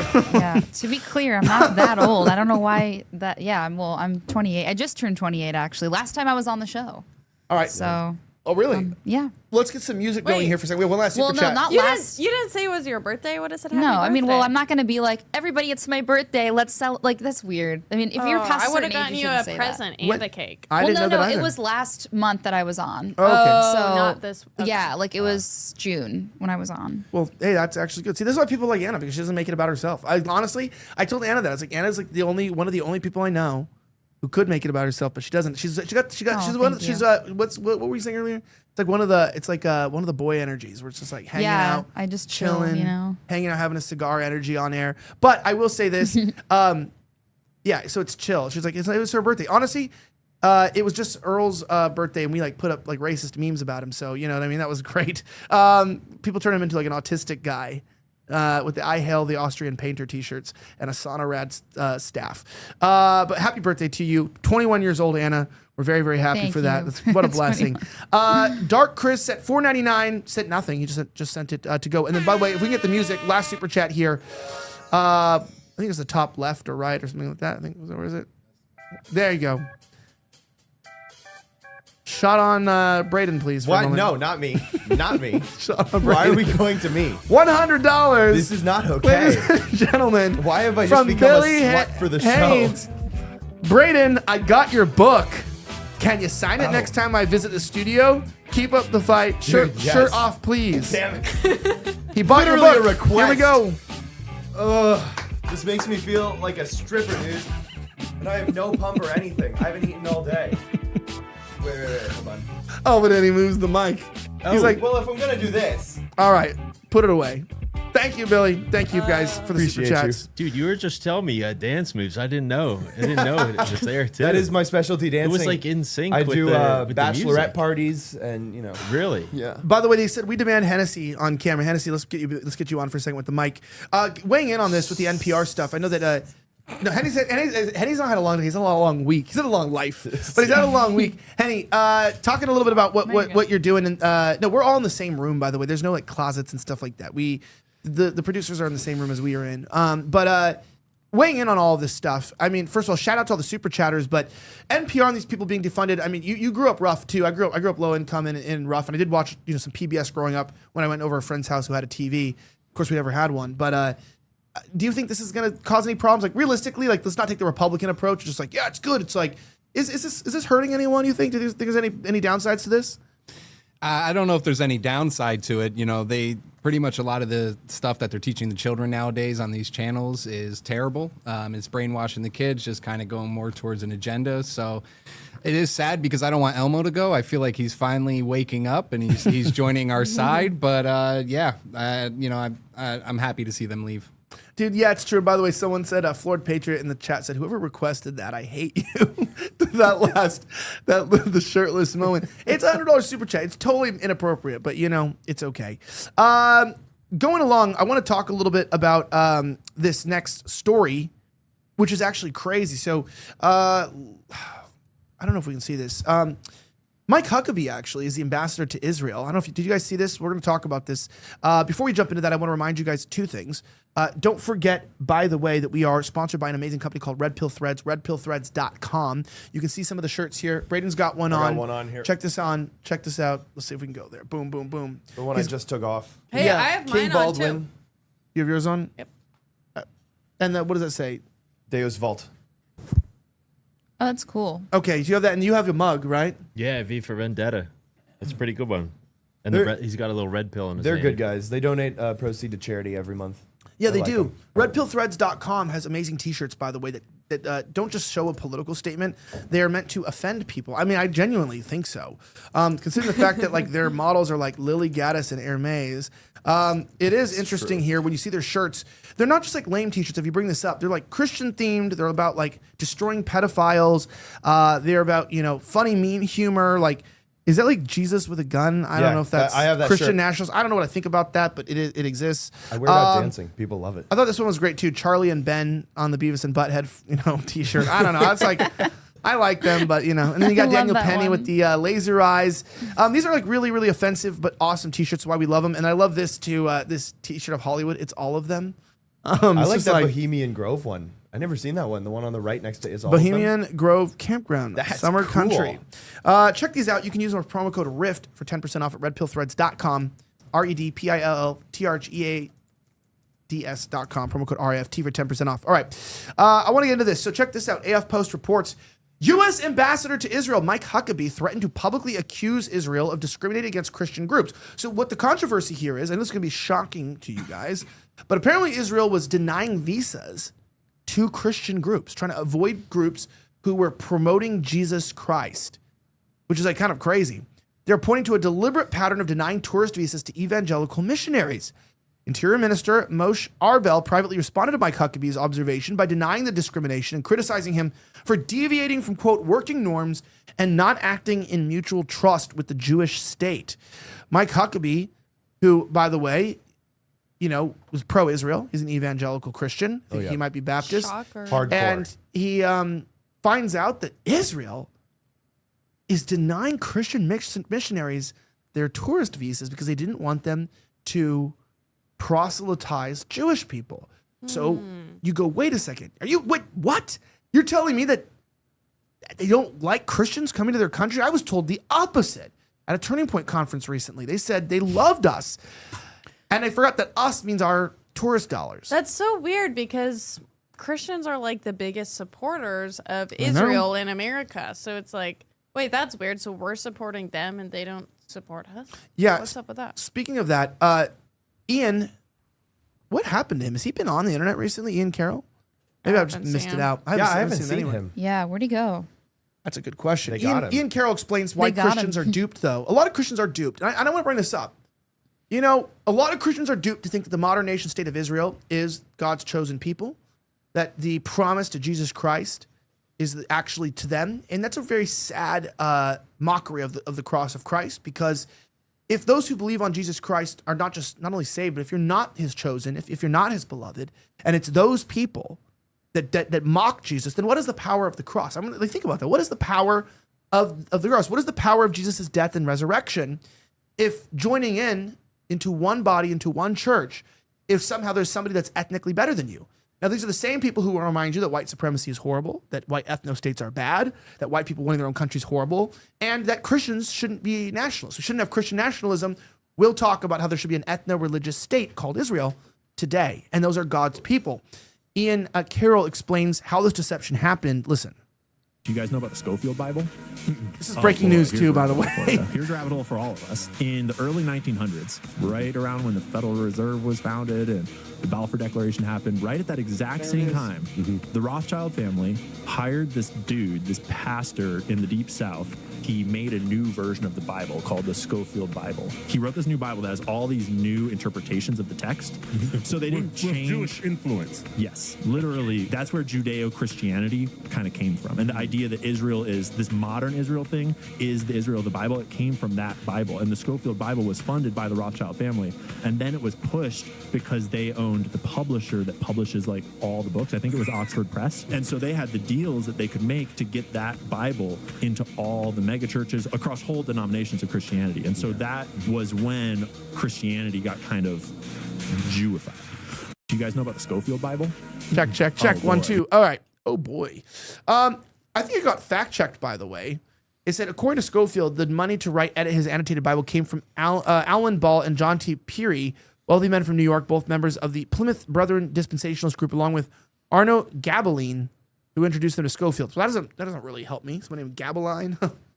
Is his friend Bernstein helping him out on this one too? I do think that, you know, we obviously talk about this a lot. If you're new here, you may not know this, but there is a modern cult within Christianity that seeks to dethrone Christ and undermine the work of the cross by worshiping certain people based on their ethnic and religious background, thinking that they are somehow, that God's promise was by blood only, and that God and Jesus didn't come to fulfill the promise through Abraham. He didn't come to fulfill it. So the promise is still to them and not to us, which essentially agrees with their version of the events, that the Messiah is still yet to come. And essentially this is an antichrist doctrine, because this opens you up to thinking that maybe, you know, if they're still the chosen people and the Messiah hasn't come, then he's still coming. And who's going to claim to be the Messiah after Jesus? Well, the Antichrist. And so a lot of these people are actually leading the way for the Antichrist, which is why you've seen as evangelicalism has taken over, dispensationalism has taken over the church in the last 75 years, especially through Calvary Chapel. You've seen the denigration of American morality and society because we worship a false God. We're not worshiping Jesus. We're worshiping Jews. And Jew worship is satanic. Just like worshiping any humans is satanic. You worship nobody but God. And so I just think it's very important that we realize it's very easy to be deceived, very easy to be misled. And it's very important that we remind Christians to worship Jesus and to believe in the power of the cross. I just want to say that, and there's nothing controversial about that. Believe in the cross, that the work was finished at the cross and the resurrection, that is the finished work of God, and that you believe on that and you will be saved. And that's very important to just like at the very basic mentality of salvation. Of course, you want to be a part of his church. You need to make sure that there are things that you do to profess your faith, to confirm your faith in time. But if you can't accept that Jesus is the way, the truth, and the life, there's no way to the Father but through him, and you think that the way to God is that there's someone more special than you because they were born into it, you, my friend, are not a Christian. You are a cultist. That's all I want to say. Yes. It's a logical conclusion to Protestantism. Really. Yep. I was going to say, I think 3 of the 4 people sitting at this table would agree that there was a purpose between Jesus founding the church and that continuation through today. And obviously, the unfortunate kind of degeneration of the Reformation really has led us here. Hennessy, I have a video, because you were just talking about when you're worshiping someone based on their birthright. Can you pull up my screen here? Yeah, it'll take a second. You keep talking. It takes yeah, about but a minute to it's pull up another really screen. interesting that this is the evangelical and a big part of, Baptist, non-denominational circles and things of that nature. These people who just assume, well, because the land is called the same thing as the tribe in the Old Testament, it is therefore the same thing. And when we know historically that's not the case. But look at this clip. This was a podcast with Rabbi, I think they say it Chaim. Is it Chaim Richman? CH, whatever. I've never seen it. I just want to say this to our Christian friends, just to call it as it is and say it straight out, you guys are worshiping one Jew. That's a mistake. You should be worshiping every single one of us, because we all die every single day, and that's exactly what's going on here. We're all You can take it down. We're dying for your sins right now because the Jewish people in the land of Israel are the bulwark against the orcs. Okay. No, not the Lord of the Rings. Said, okay, the Lord of the Rings was Wow. written by a Catholic. He didn't believe that. was. I mean, here's the thing: like, it doesn't really make Tolkien. sense. This whole thing when people say, "Oh, well, Jews are God's chosen people," because it says that in the Old Testament. Chosen for what? Let's talk about chosen for what. They were chosen to bring about the Messiah from that lineage, and he came, and it's been fulfilled now. So they're at this point, it's like you don't get a free ticket to heaven because you have a certain ethnicity, right? It's like, no, Jews. And the problem with this dispensationalist theology is the fact that now there's evangelical Christians who think that they don't need to evangelize to Jews because they can go to heaven because they have some other secret path because of their bloodline. So that's a big issue, and that's what we're talking about right now with Israel not wanting people to evangelize to Jews. It's like we should be evangelizing to them, and it's been like this like touchy subject with Christians where we don't want to evangelize to them because it's like, oh well, they have their own little path to heaven. Like, no, that doesn't make any sense. That's like, these are the same people calling us racist for noticing patterns and stuff, and it's like, dude, you think you get to go to free ticket to heaven because you're a certain race, even if you reject Christ? That's not true. We should be evangelizing to them. We should be converting people who believe in Judaism because it's obviously wrong. They need to accept the Messiah. Doesn't mean, they're bad people or anything like that. It just means we should be evangelizing to them. And this heresy has been stopping Christians from doing this for like 100 years. And it's really damaging. It's not good for the Jews either, because they should be becoming Christian. Yeah, the whole point is evangelization. I mean, why did Saul become Paul and then become Christian if he was already saved? Right? Like if he was Jewish by blood, he would have already been saved had that covenant still been in effect. So why would he have converted? Why would all of the apostles have converted? They were all practicing Jews before Jesus came. And so this dual covenant theology, dispensationalism, really is destructive when you break it down to its core. It's not. Ben Shapiro's more important than you. Honestly. Oh, true. I should be worshiping him. He dies for my sins every day, according to the rabbi. Someone literally in the chat said Nat Sock Sorbo when? Anyway, that's just like, it's actually good. I don't know. You were posted, you're going to weigh in on that, I heard. Oh, yeah. I was going to say, well, when y'all came with me on last Sunday to Mass, I mean, if you go to Good Friday Mass in the Latin Rite, they just have in the missal just prayers straight up for Jewish conversion. So it's like, it's not a secret. Not a secret. Yeah. Like, and it's not the same Israel in the Bible that exists today. What are your thoughts on when people say things like, oh, well, the church was infiltrated and the church had this and that kind of like that objection to the Catholic Church, that it's now run by a sect of people? What do you think would be the problem? Freemasons? By Freemasons, by Jews, by whatever. NGOs even. NGOs. I mean, there's a lot of influence. I'm just going to say on a side note, I mean, there was a lot of corruption everywhere in the world where there's human beings. Like, I just want to remind people of that. Like, people themselves can be corrupted, right? Like individual people can do the wrong thing, and we do the wrong thing all the time.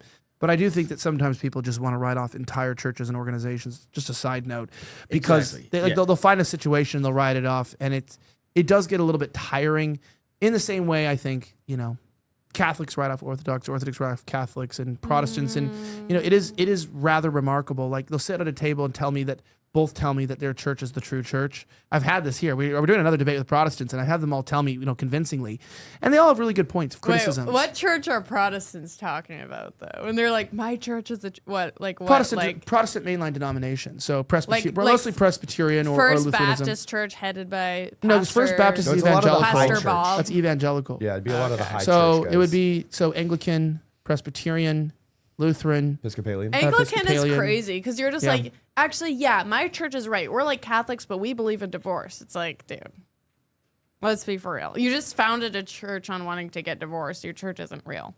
I tend to believe the infiltration theory, for sure. It's all about ambiguity these days, and everybody's fluid. It goes back to the Obama thing.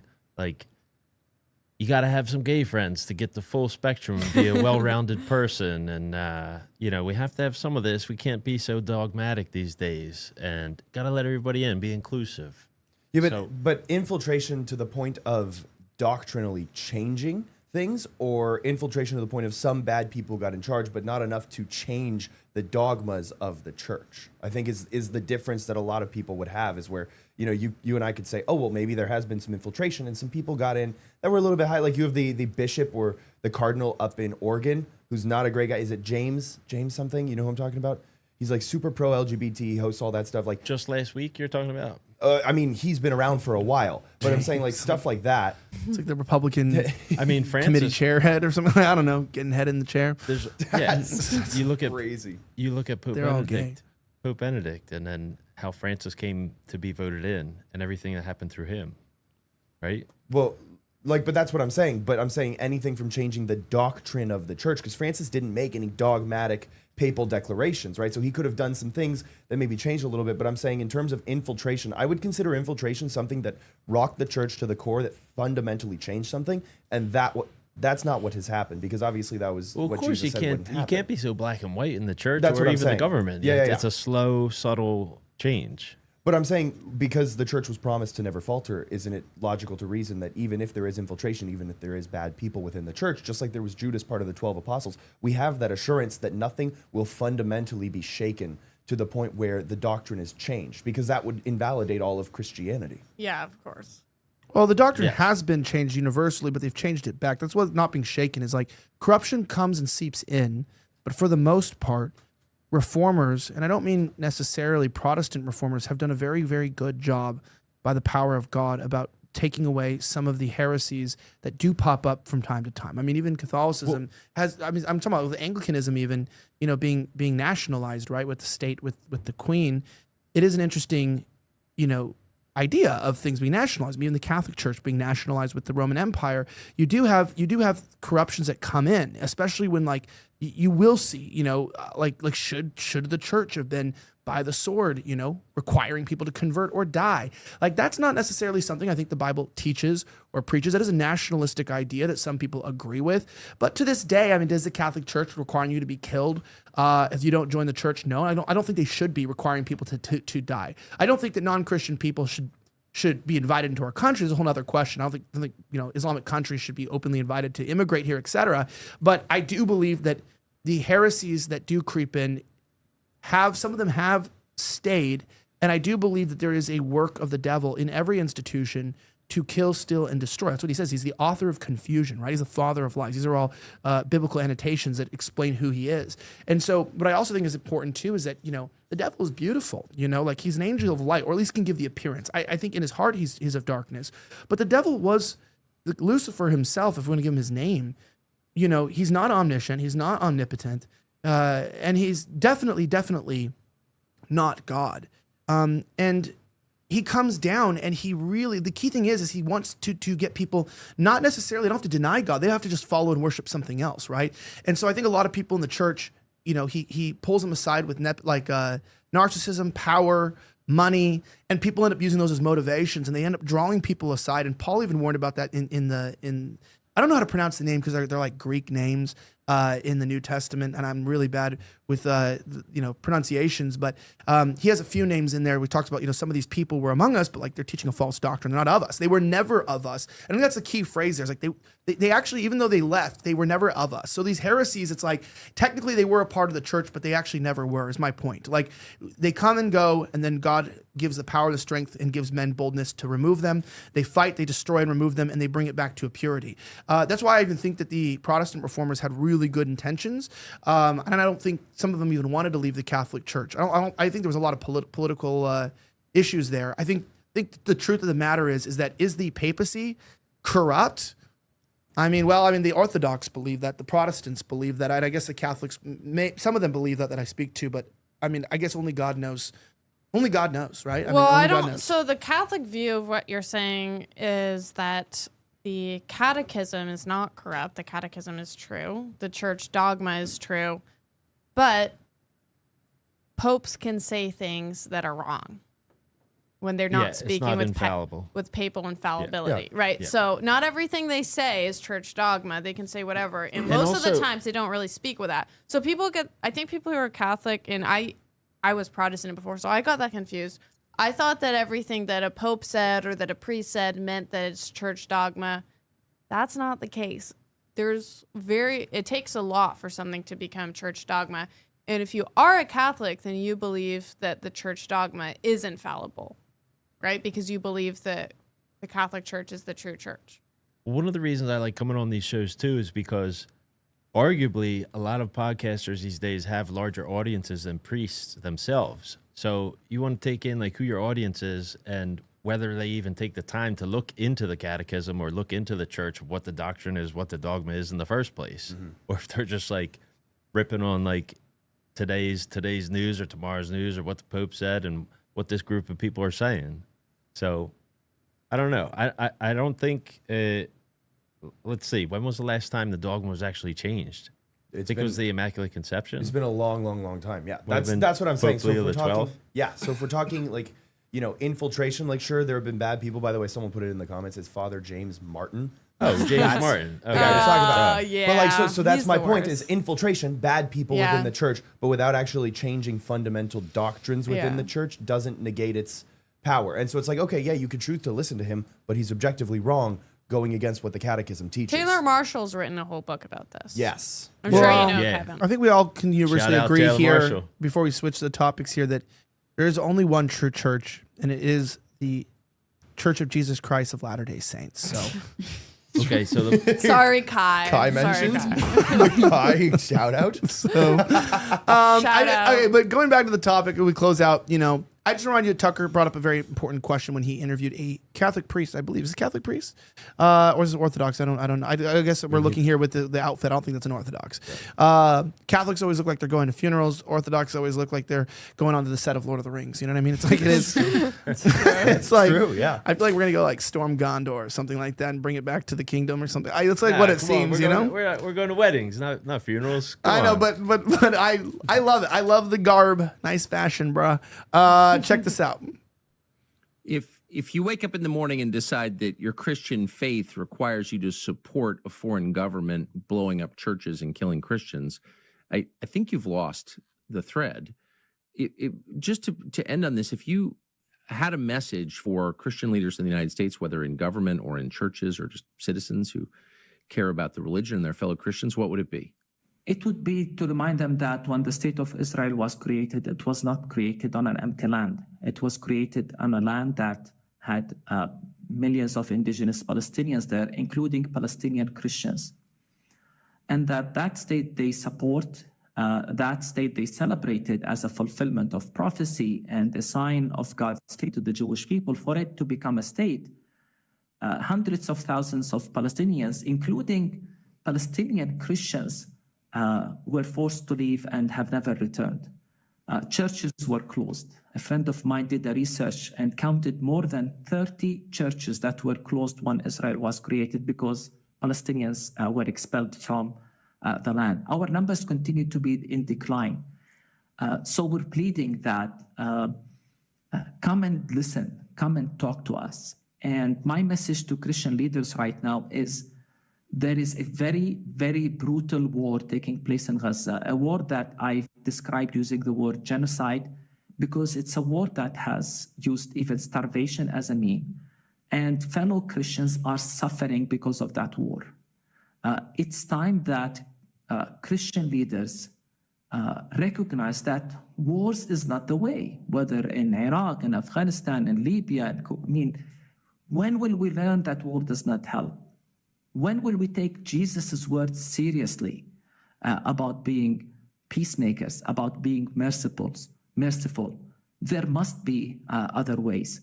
And so it would be an invitation to listen, to learn more, and to avoid very shallow and simplistic perspectives that are not based on scripture itself, but more based on political equations. And I would plead right now, and I will continue to plead that we need to stop this war in Gaza.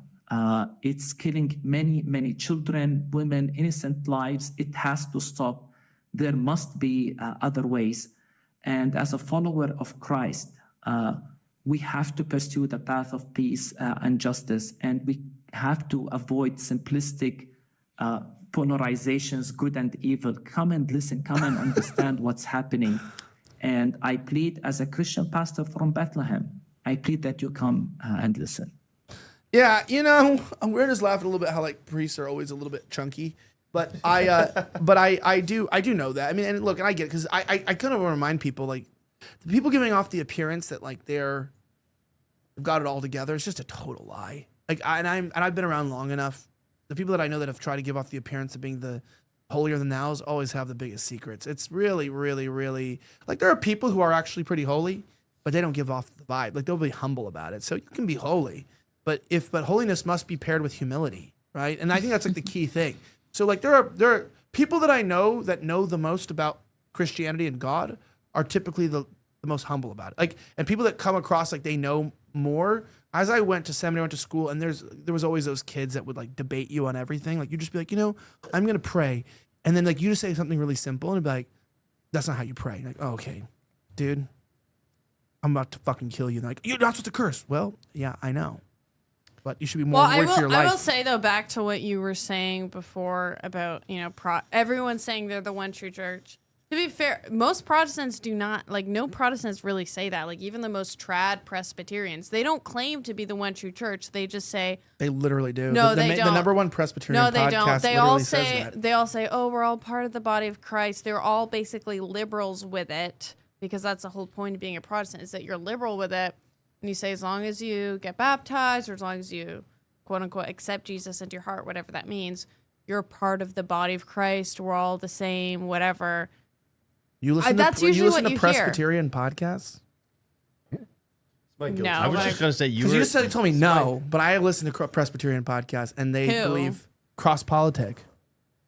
So that's like They one of the say biggest they're ones. the one true church. Yeah, he literally asked to come on to tell people why they need to be a part of Presbyterian. I also had But do they- Steadfast but do Baptist they- believes that you can't go to heaven unless you are a Baptist. So Do he they came on here and use said that phrasing? Yeah, Use the yeah. one I had true church? Steadfast. I had a Baptist that believes you have to be Baptist to go to heaven. There can certainly be individuals who say that. Why are you telling me no? I've had him on the show. Okay, individuals, sure, but the These are denomination. these are like The church speakers for the church denomination. dogma for the church dogma for the denominations do not say that. They believe Where the Catholics are going to hell.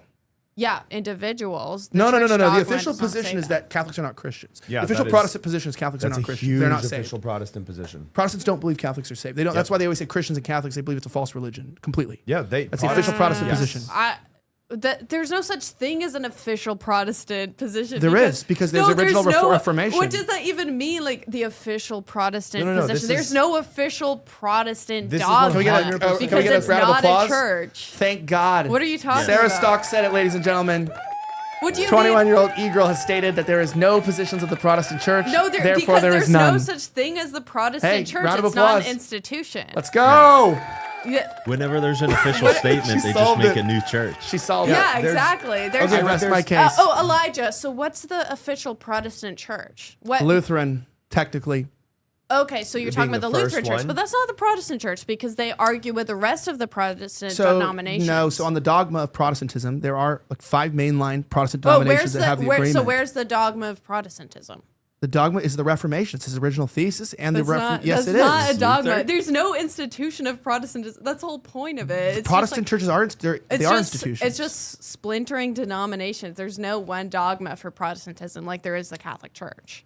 Wait, you think Why did all anyone Catholic split off churches from are the Luther? exact same? I've met multiple Catholics who believe very different things. There's Well, Roman they Catholics, might there's be Reformed wrong, but- Catholics. So are they not Catholics? It's like Well, I know Catholics that think the yeah. Catholics that play music are going to hell. That you can't play instruments. That it's a defilement of the altar. What you're saying doesn't even make any sense. If there's because the Catholic Church is an institution, we have a pope, we have bishops, like we have an I know institution. Catholics that don't believe that the current pope is the actual apostolic succession. They believe in a different pope. Yeah, so that's called called sedavacantists, and they're actually not part of the Catholic Church, so they're not Catholics. So that's what you're saying, but they would tell me they are. Well, they're wrong. I don't really care what they tell you. They're wrong because they're not Catholics if they don't submit So then, to church authority. but you're not a Protestant. Who are you to say anything to Protestants on what they know their institution is? Like you, What? do you know? Because it's Well, just, okay. what does that even mean? Like because I was a Protestant is because you don't even have to be a Protestant. How are you saying that there's no Protestant institution? Because there's Like, that's crazy. Is there a single? There's no such thing as the Protestant church. Like, what does that even mean? there's over 40,000 different denominations, and a lot of those are Protestant. There are Protestant churches. The difference is they all differ in doctrine. Yeah, that's what I'm saying. Okay, but to say that there's no direct statement from any of them would also be disingenuous because Luther, Zwingli, Calvin all came with statements. And granted, as much as they there's Calvinists and Arminianists. There's really just 2 main breaks on the Protestant. No, there's not. There's a institution. billion. There's there's two. a billion. Because we're talking about It's like a soteriology tree. here. It's soteriology what matters. That's the dogma, right? Soteriological dogma is what we're talking about. Yeah. And when you go down to that basis, there's really Calvinist and there's Arminianist. So it really comes down to the idea of do they believe that there is a set select amount of people who are called? This is the institution of Protestantism. So it goes down to whether or not your church believes one of 2 things. Does your church believe A, that once you're saved, you're always saved, as in God has called you, you're elect, and you're the chosen. Therefore, you'd be considered reformed, which is an entire one split of the church. And there's another split. Denominations don't matter. It matters about soteriology is all that dogma really is. It's what is it to be saved and to have eternal life? What is it to know God? So there's only two splits. And then there's the Arminianist, which is the idea that many are called, few are chosen, but that doesn't mean directly you're chosen. It means that it is a hard path and that you can lose your salvation, right? The Arminianist dogma is that you can sin and find yourself fallen away from God. That it's a continued reformation. That you are being sanctified continually. Okay, so that point, is the institution. So point me to the book. Point me to a piece of literature that contains all of the so-called Protestant dogma, since you're saying the Bible. It's called Sola Scriptura. It's like literally what they believe. So that's a Protestant dogma. Correct. That's not that is dogma. That's Sola not Fide, doctrine, Sola though, Scriptura. because That's you can literally- interpret that however you want. There's You can, three but that is Latin what phrases. That The is whole the entire. point is there's no singular authority within Protestantism There's no because apostolic it's a billion succession. different So there's no apostolic succession, and but there is most an Protestants institution. will admit that. Okay, how are you arguing with me like a fact here about there's an institution of Protestantism? No, there's not. There was literally There's a literally soteriological not. dogma. It's built up by NPR. Yeah, it's like crazy. There's literally This is like not. crazy. This is like yeah. claiming that there's no such thing as gas. It's like dude, there's no fuel in cars. Okay, that's just liquid that's black. It's murky. It's not really a fuel. It's like, okay, you're literally just. This is crazy. Did Jesus have brothers? Oh, It's a no, good we're not doing question. this again. Don't you dare. That's actually a good question. Don't you dare. You believe in the Trinity? Yeah. It's a good question. Do you believe that? Do you believe that Is the Greek word? Do you believe the Greek word there for brother means cousins or friends? Do you believe in the Yes. perpetual virginity? Oh, absolutely not. No. Oh my goodness, we No, got I to do don't. another This is episode. like- This will be a whole other Yeah. episode. No, I Wait, don't. okay. So Wait, it's wait. okay, guys. Listen, anyone watching who's This Catholic, is how you convert people to Catholicism. Elijah- You reprimand them, This is tell not- them their yeah. entire faith isn't real, and then go Elijah and is patronize them on air. a Protestant. It's okay. I was there at 1.2. Just needs to submit to the true Catholic Church, submit to the authority, and we're all gonna be good. I never knew why was there a group of people that didn't want to deal with this shit. What That's about crazy. What about transubstantiation? I'm not a Catholic. I'm not a big. I'm What's not a. the I'm not a big. Protestants? I'm not a Okay. Catholic. I'm saying I don't. You're asking me these foundational principles. I probably would disagree with you on pretty much everything. So like if you're asking me if even if you had brothers, yeah, of course I believe that. But it's like you're asking me these like I'm not a Catholic. Like it's like you're asking a Mormon if they Yeah. believe in Joseph Smith. It's like yeah, they do. Again, though, like what we were saying earlier, though, for real, though, it's like we could argue back and forth about this, but at the end of the day, it's like who's the audience here? You know, like what's the best way to go? And that's what Braden was saying. It's just like go to the gym, read the Bible, live it out in your life. There's all this theory, and then there's application. You know, you want to be receiving the sacraments, sure. You want to be striving to live towards a family, an ordered life, a moral life. You want good formation. You want to go have cigars with the guys or whatever and become theologically sound and apply it in your life. Stop LARPing. Yes. I'll sum it up with Yeah, I this. have respect I'll for the su- Catholic Church. I like you guys. I'll sum it up with the Catholic Church's official opinion on grace through faith. You are saved by grace through faith, which, in cooperation with the grace, produces good works. That Yeah, is faith the without works official- is dead. Faith without works is dead. So go to But we confession. cannot get ourselves into heaven. We are unworthy of heaven, and there is a specific grace that's allotted to us upon baptism, confirmation, and then the other 4 sacraments or 6 sacraments. And so, because of the 7 total sacraments, the grace that we receive will produce good works, good fruit. The fig tree dried up and died. That is the official Catholic perspective, as far as I'm aware. You can correct me if I'm wrong.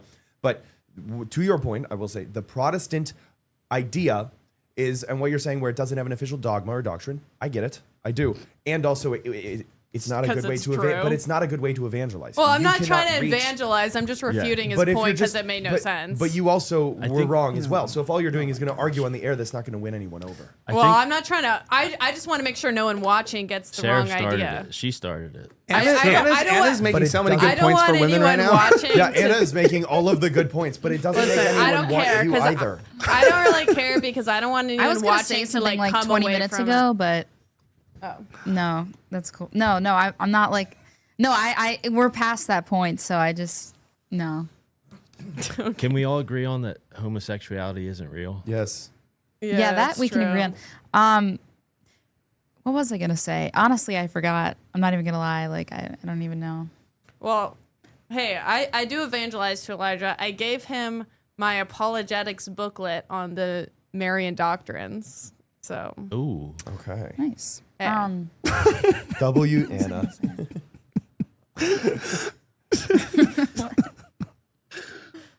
That's Oh my my gosh. evangelization, but when we're on air, we have an audience. I'm not going to not refute what he's saying if it's wrong. But what if you're also wrong? Then it doesn't work. Well, I'm not, so. I think this is why Protestants hate Catholics. I'll be completely honest. Yes. Like, Yes. I know why You they got- do. Like yes. this is how Catholics talk to Protestants. It's like You're telling us about our own ideology that we don't know. We don't have dogma, and you're telling us. It'd be like me telling you that you don't believe in the perpetual virginity, and it's like, well, if you say you do, I could take you at your word. But Zesty AIDS did give us $50, so we need to go ahead and get that. He said, God gave us free will. It's how we use that free will. Our purpose is to serve the love of the Lord. He is our master redeemer. And the most free will they should use is Hennessy pushing that mute button. I'm kidding. No, he said, if they're not serving God, then the devil is their master. So I actually appreciate it. He sent $50 to just preach. I'll read it again because it's actually good. Yeah. He said, God gave us free will. It's how we use that free will. Our purpose is to serve and love the Lord. He is our master, redeemer. And if they're not serving God, then the devil is their master. By the way, you didn't capitalize he, so it means you don't respect God. I'm kidding. That's like what people do in Bible school. You know, it's like you send $50 to preach God, and then someone starts correcting like your grammar, and you're like, dude, shut the hell up. I deserve these beers after. I'm gonna. Hey, are we doing legs after? We are. Or are we legs. doing liver? Because that's the question. I'm actually serious. I'm actually serious. I don't think we have any other super chats. Going down to a couple other things here. We are at the point of the show where we do go over to the locals only part of the show. So please know, we really appreciate it. If you guys want to sign up for locals at ElijahSchaefer.locals.com, I appreciate it. Check it out. If you join us today, you go to the exclusive section of the show. At the end of the show, we usually go to locals. We do the last segment. We're going to talk about Stephen Colbert leaving CBS, and it's kind of crazy. CBS is now going to be put in the hands of a Jewish woman connected to like Mossad, which is crazy. I never would have thought that. Also, we're talking about Bitcoin. It's just a kind of a crazy story that I want to talk about. I think it's really interesting. I know that Henny brought it up, and I thought it's just like kind of fascinating to remind you guys that you're poor, you don't have anything. There are people out there that have 50 grand that turned into $9.6 billion. What's your excuse? Okay, what's your excuse? That's a real question. I don't have 50 grand to turn into Gen Z is like 50 grand. Who has like, that? whoa, dude, that's a lot of money. Yeah, 50 grand. 50 grand. That's what your parents bought their home for back in 1972. You know, it's pretty good stuff. All right, we're gonna head over there. We'll take about a 1 minute break, 2 minute break, real fast to use the restroom, and then we'll see you in a moment. We'll see you over at. Maybe actually put the link into the chat real fast. Don't forget, before we go over there, actually everybody needs to plug their socials. Kevin, starting with you, how can people find you? How can they follow you? What are your best socials, and how can they support? All right, you can support me on X and Instagram. That's my name, Kevin Posobiec. And I wanted to give a shout out to Johnny. He helped me found the Gulf of America. And also anybody in New York, August 9th, they're having a Irish nationalist event happening. If y'all are around. Is it the NYYRs? I don't know how to say it. Affiliated with them. Yeah, okay. Yeah, so they're going to be tackling a bunch about remigration, and just message me if you want more info on that. My buddy Osen, and they're called Breaking Point as a spinoff of Turning Point. Good guys. I met him over in Dublin recently, and hopefully he's watching. He'll see it. I'm actually kind of disappointed, Elijah, that I did not get any of the cock tonight. What the what? hell? The confetti of color? Yes, Can the you give him some, confetti please? of color. I was like, because the show confetti him. Yeah, that's not. The really rumors caught are me off back. guard. The rumors are coming back. I've waited years for this. Do you know what though? Thank you, sir. Do you know what's crazy though? You know what's crazy? I once said that, and it was like someone's mom was watching, and like they didn't understand the joke. And I was like, oh, because their son was on. I was like, he loves COC in his face. And she was like, wanted to email me and tell me how it was like disgusting to make a gay joke about her son. And I was like, well, now next time he's on, it's going to get way worse. Yeah. But also, yes, COC. All right, going on. Braden, how can they find you and follow you?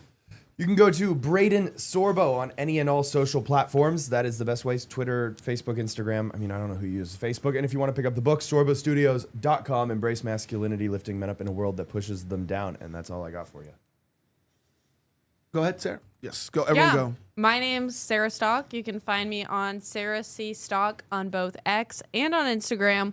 And also subscribe to my YouTube channel. We'll put the link in here real quick, but I think it's just Sarah_Stock, but it's just, if you look at my name, you'll find me. And I have an interview coming out tonight with Catholic theologian Tim Gordon. If any of you guys know who that is, he's great. He's incredibly smart. Good guy. And thank you. What's his name? Okto or something. But he put my link in the chat, so subscribe there. And we were talking about women in leadership, and that video will be out tonight. So if you want to find out if I think that women should be in political leadership, check it out. Let me get my socials linked. What the heck? I thought your socials are in the chat. They should be in there. No, I don't know. I was like, they for sure are in there. Anyway, Anna. Yeah, I'm Anna Perez. You can find me at wrongthinkanna_ on Instagram and at wrongthinkanna_ on Twitter as well. And then Henny, if you want to. I'm like shoved off Oh, the side. sorry. I know I I keep haven't had forgetting much that, to like, say. No worries. Make sure we appreciate you guys joining. You can find me at snowflake_news on Instagram as well as X. Make sure to check out Sarah's, interview that she had. They talk about how women should not argue back with men. I found that pretty interesting. But just throwing that out there. So thank you. Yeah, and also I just want to remind you to all the Protestants, when you guys had that thesis and decided to reform your church and you did the sola scriptura, sola fide, right? When you made your dogma that now you teach at all your Protestant churches, when you learn the dogma of Protestantism, the book that you read when you're in seminary that we go through, and it is our universal dogma, and you're not considered Protestant, you're considered a cult if you don't agree to the tenets of when you leave, you were fucking lied to. And if you don't become a Catholic, it's not because... What's the dogma called, by the way? It's literally the Reformation dogma. That's what it is. It's the Reformation. That's what we call it. It's the Reformation. We learn about our history. And when we broke away under these 3 tenets. I'm going to leave it on that and say that it was all a lie. It never happened. No one ever wrote it. You made it up like the Epstein files. I appreciate you. But to those of you that are listening, I'll be completely honest on that. It never happened. But remember, if you're ever arguing with a woman, she is right and you're wrong. I rest my case. Christ is king. Christ is king. No, but jokes aside, please sign up for Locals, ElijahSchaefer.locals.com. We don't mind if you're Catholic or Orthodox or Protestant. If you're Mormon, the fee is double. So it's $12 for the Mormons. But hey, your church has a lot of money saved up, so I think you're going to be fine. If you're an atheist, you're welcome. If you're a Jew, thoughts? You're welcome even more. We need you to convert. If you're not a Christian, we need you to the front of the line. If you're Muslim, should discount atheists. You get a free and Jews. membership. Yeah, and if you're transgender, you're married to Obama. Anyway, we'll see you over there in just a couple minutes. We'll be right back.